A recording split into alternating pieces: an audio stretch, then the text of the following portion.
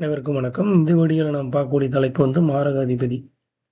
மாரகாதிபதி அப்படின்றது பார்த்தீங்கன்னா, ஒவ்வொரு லக்னத்திற்கும் வந்து வேற வேற மாரக அதிபதியா நம்மளுக்கு வந்து ஒரு சில பிளானட் வந்து சொல்றாங்க.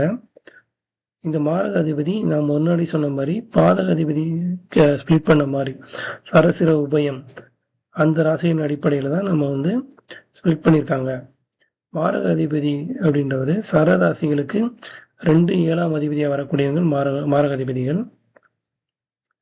சிர ராசிக்கு 3, 8 அதிபதிகள் மாரக அதிபதிகள். உபயராசிகளுக்கு 7, 11 அதிபதிகள் மாரக அதிபதிகள். இப்போ மேச ராசி ஒரு உதாரணமா மேச ராசி எடுத்துக்கலாம். மேசத்துல வந்து மேசம் வந்து சரராசியா வரும். அப்ப சரத்துக்கு அந்த மேச ராசிக்கு 2, 7 அதிபதிகள் யார் அப்படின்னு பார்த்தீங்கன்னா சுக்கிரன். அப்ப அந்த சுக்கிரன் வந்து அந்த மேச ராசிக்கு லக்னத்திற்கு மாரக அதிபதியாக வருகிறார். சரிங்களா? மாரக அதிபதின்றவர் உடனே ஆளை வந்து க்ளோஸ் பண்ணிட மாட்டாரு. சரிங்களா?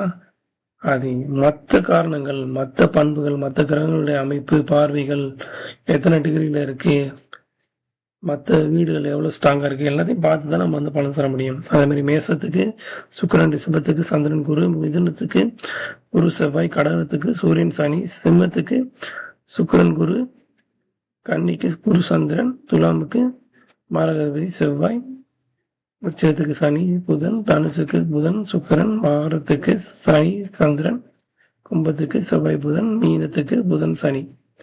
இவங்கெல்லாம் மாரக அதிபதியா வருவாங்க.